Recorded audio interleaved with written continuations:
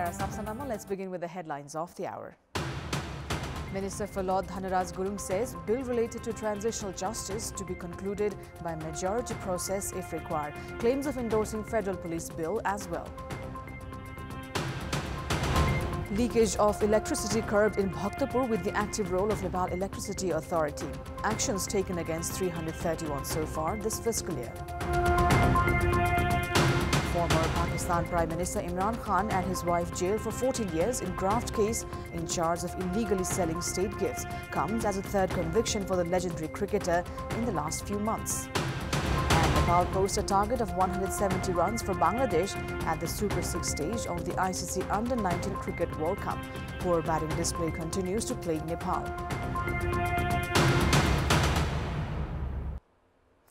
Prime Minister Pushpa Kamal Dahal has claimed that the public have begun believing that something would happen in the country. Saying that the economy was improving, he added that development works would gain momentum. Addressing a program organized to mark the 39th anniversary of Nepal television, Premier Dahal said that the government steps have begun showing their positive results. He also claimed that the nation's economy was reviving and added that the public were growing hopeful. Premier Dahal also said that the government was in favor of freedom of expression and opinion. He also assured full guarantee of right to information and press freedom. At the program, Prime Minister Dahal also urged the media to become trustworthy, responsible and accountable. Bhaktapur district has made drastic improvement in curbing the leakage of electricity as it has reduced leakage from 62% 9 years ago to 7.0% now. According to Nepal Electricity Authority, Bhaktapur branch, actions have been taken against 331 individuals for their involvement in electricity leakage so far this fiscal year, while generating 10.9 million rupees in revenue. Despite the claim of the authority, the service seekers have alleged the authority of creating unnecessary hassles in the name of curbing leakage. They have said that the NEA has been confiscating even those electricity meters without reported leakage and imposing fines. Around 8.2 to 8.5 million units of power is consumed in Bhaktapur each year.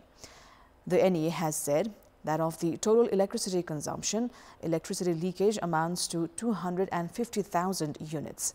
It has added that all leakages are happening through old meters. 8 members of the International Relations and Tourism Committee of the House of Representatives are in their India visit. The team of Nepali lawmakers reached Delhi on the invitation of Foreign Affairs Committee of Indian Lok Sabha, or the House of the People, which is the lower house of India's bicameral parliament. Chairperson of the International Relations and Tourism Committee, Raj Kishore Yadav, is leading the team in Delhi, which includes lawmakers Chiring Sherpa, Gangaram Chaudhary, Yogesh Gauchan, Sishir Khanal, Samjana Thapolia, Sunita Baral and Hari Prasad Upreti. The team also includes staffers of the committee, Babita Mishra and Pramila Paudel Gautam. The lawmakers are to meet Indian Minister for External Affairs S. Jaishankar and Tourism Minister Jai Kishan Reddy. The team of the lawmakers has already held discussions with Nepali Ambassador to India, Shankar Prasad Sharma, and the officials of the embassy. Moving on, Nepali and Indian nationals of the border region in Bara have encroached the 8.5-kilometer no man's land in Bishrampur and Feta Rural Municipality for farming purpose. As per the international standards, no physical infrastructures can be constructed or farming can be carried out in the 30-feet region of the no man's land. However, Nepali and Indian nationals have been encroaching the border area in Bishrampur Rural Municipality for agriculture. There are a total of 79 pillars in the 7.8-kilometer open border under border outpost BOP Barainia, of which 14 pillars have been reported missing. Modern assembly hall, of which the construction works had begun in Dolakha before the earthquake, has remained stranded for a period of 10 years because of wrong design. Saying that the construction of the building was against the codes, Commission for the Investigation of Abuse of Authority had confiscated the documents, after which uncertainty had increased regarding constructions. The assembly hall, which was left stranded after constructing 2 stories. The erstwhile urban and building construction project had taken the contract for the building at 17.8 million rupees.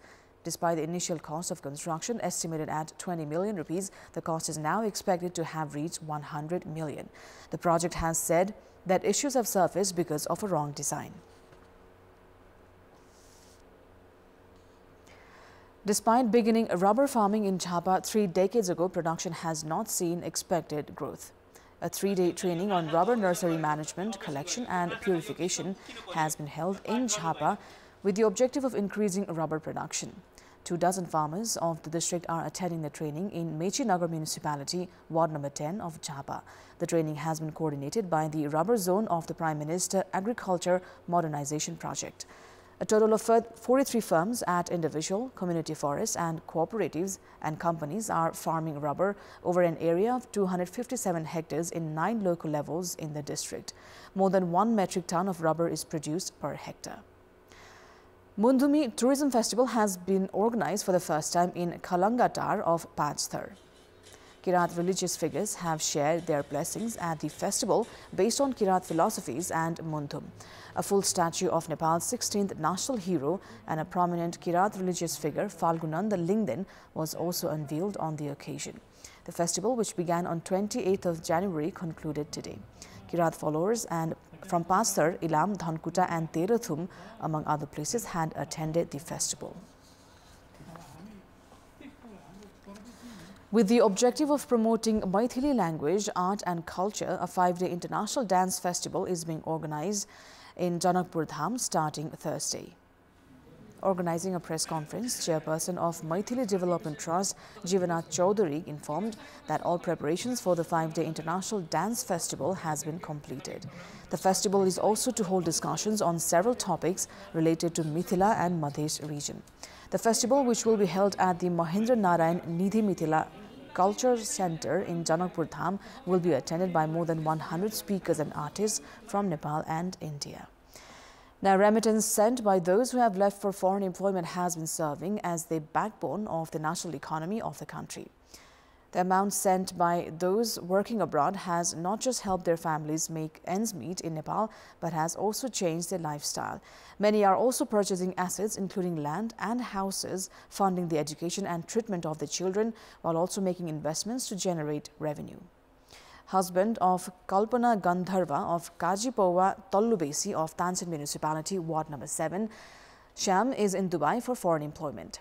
With the money sent by Shyam, who has been working for the past 18 years in Dubai, his family members have built a house with land, funded education of 2 children and added 2 more properties in Tansin. Of the 2 sons, one has already left for foreign employment after completing grade 12 of his education, while another is learning Korean language. Krishna Gandharva, also of Kajipowa, Tansen, had left for Qatar 8 years ago and had begun sending money to his family, which has witnessed drastic change in their lifestyle. His spouse Parvati is now generating revenue from livestock rearing. She has also been sending her children to good schools. These are just representative cases. Remittance has uplifted the living standards of many families in Palpa who previously were struggling to make ends meet. As per the recent census, 39,619 residents of Palpa are currently employed abroad. With more than this figure already working in foreign countries, most families have grown prosperous and have begun moving to city areas.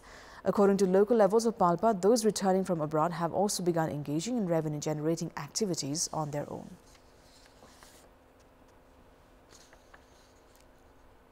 It is time now for our segment Public Pulse, where you text us with your opinion. The question is, what kind of corruption is prevalent in Nepal? Your options are A. Policy-level corruption, B. Financial corruption, and C. Abuse of authority. The voting is on. Type NEWS, select your option A, B or C, and send it to 34001 to share your opinion with us. Time now for international update.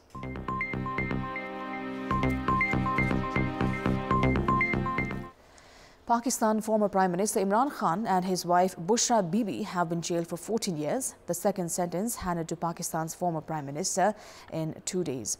Commonly known as Bushra Bibi, she is Khan's third wife and has a reputation of being a spiritual leader. Little is known about her personal life, and she is usually seen in public wearing a niqab face veil.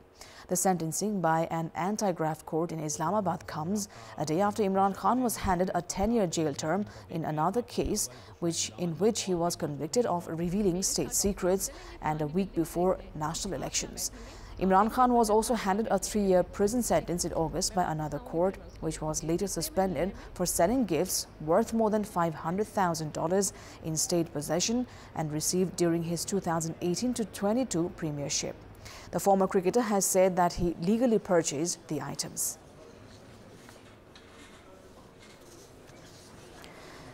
A Thai court has ruled the biggest party in parliament had violated the constitution in seeking to change a law against insulting the monarchy in what could set a precedent for any future review of one of the world's strictest lèse majesté law.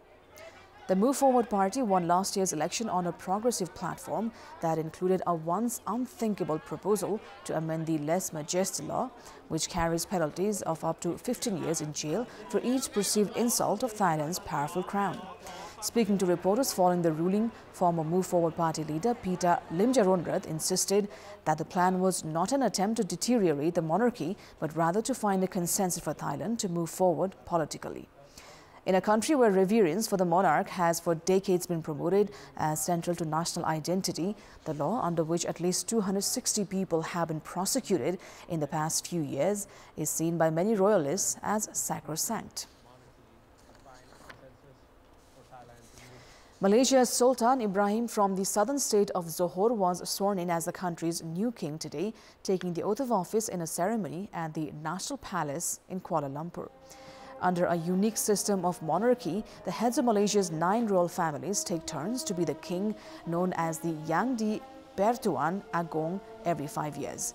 Sultan Ibrahim, who is 65 years old, succeeds Sultan Abdullah Sultan Ahmad Shah, who is returning to lead his home state of Pahang after completing his 5-year tenure as king.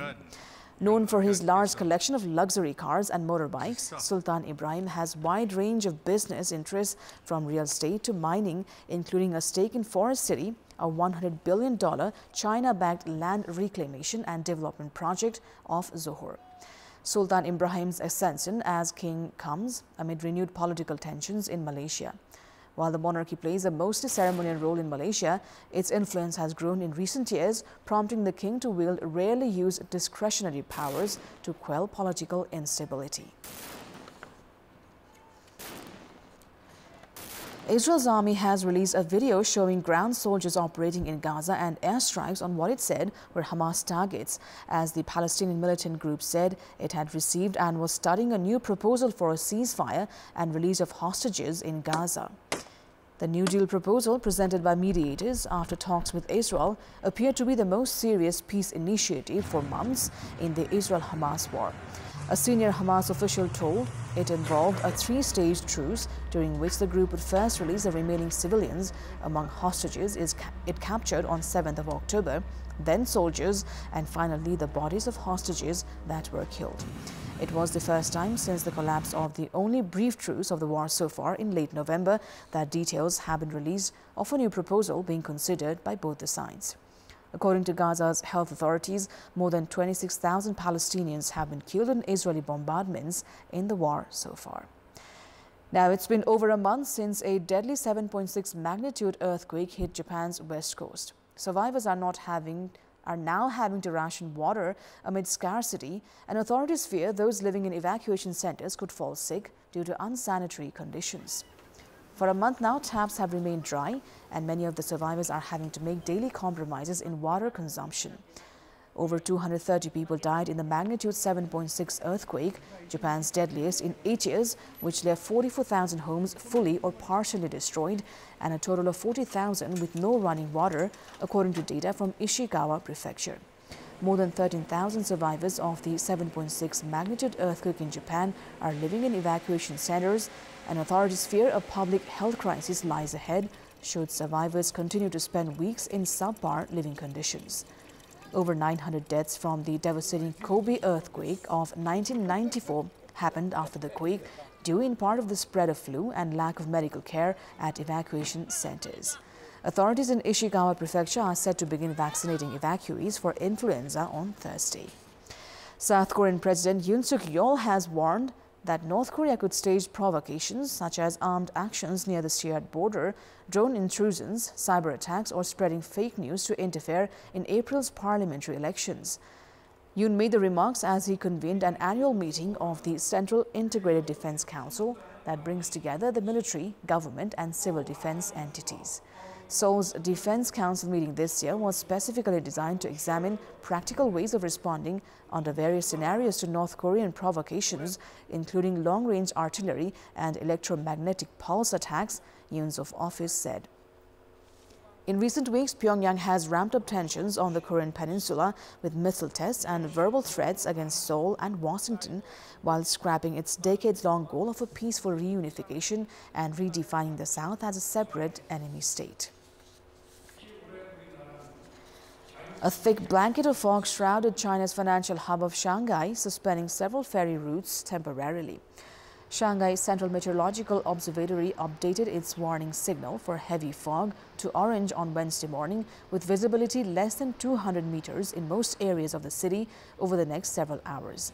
China has a three-tier color-coded warning system for thick fog, with red being the most serious, followed by orange and yellow. Chinese weather forecasters have warned that snow and freezing rain over the next several days is expected to hamper transportation for millions of Chinese as they travel across the country for the Chinese New Year. And that is all for the moment. Thank you for watching. Bye for now.